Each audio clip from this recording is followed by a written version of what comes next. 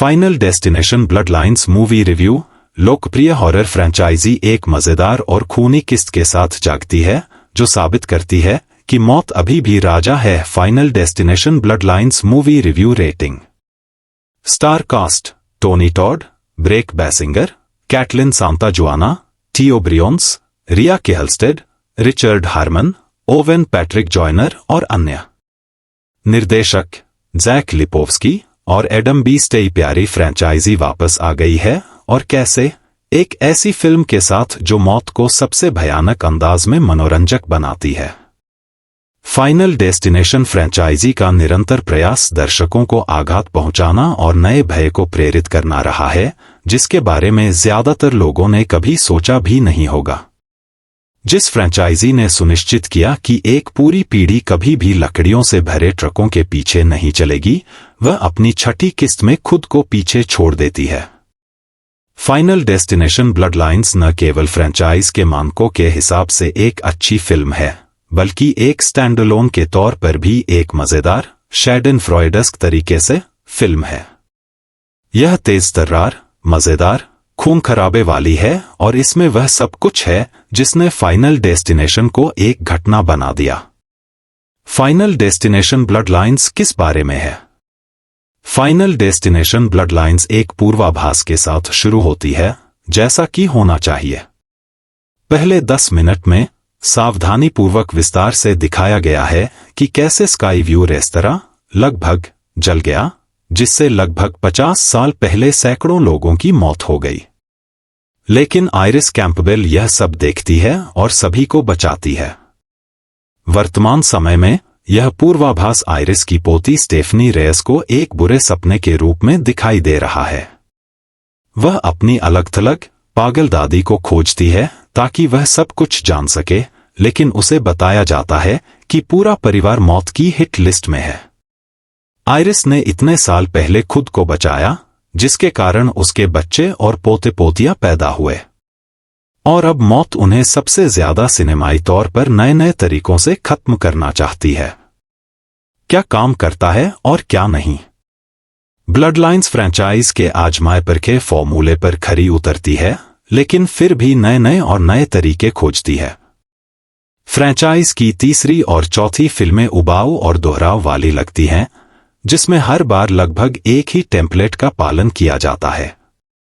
ब्लडलाइंस में पारिवारिक अभिशाप की झलक भी शामिल है, जो फिल्म को कुछ अलग बनाती है, जबकि यह अभी भी बहुत हद तक फाइनल डेस्टिनेशन जैसी है।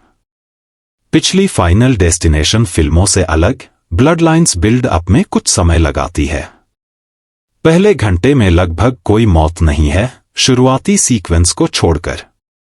फिल्म हमें सेटिंग और इस नई गतिशीलता से परिचित कराने में अपना समय लेती है, जबकि अभी भी अपनी गति बनाए रखती है।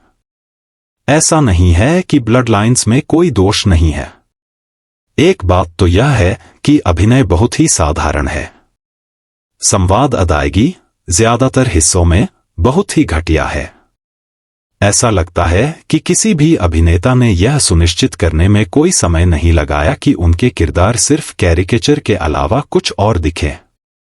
फिर भी इनमें से कोई भी बात मायने नहीं रखती।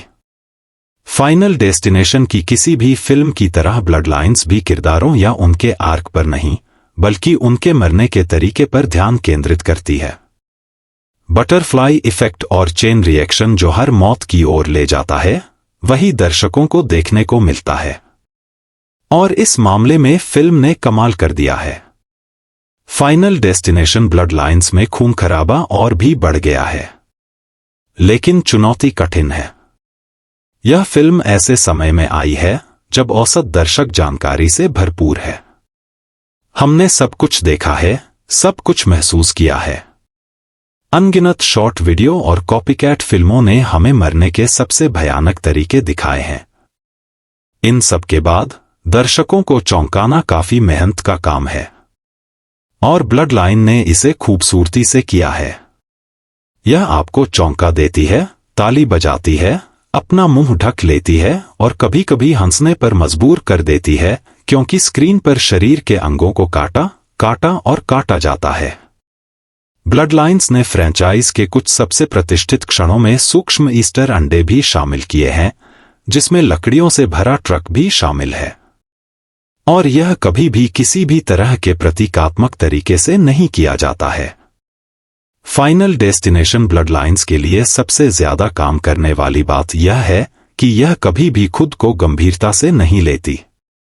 एक दशक पहले हॉरर में जो कैंपी फील खो गया था, वही इसे बेहतरीन बनाता है। हॉरर ट्रॉप्स के संदर्भों से लेकर मजेदार रेड हेरिंग और कुछ चतुर चुटकुलों तक, फिल्म का हास्य भयावह है लेकिन कभी बीमार नहीं करता। फिर भी जब आप 5वीं बार किसी किरदार की भयानक मौत पर हंसते या अचंभित होते हैं, तो आप खुद को अपनी नैतिकता पर सवाल उठाते हुए पा सकते हैं। लेकिन फिर यही इस फ्रेंचाइज की खूबसूरती है। यह मौत को मनोरंजक और खूबसूरत बनाता है। और यह ब्लड लाइन्स से ज्यादा आश्चर्यजनक कभी नहीं लगा।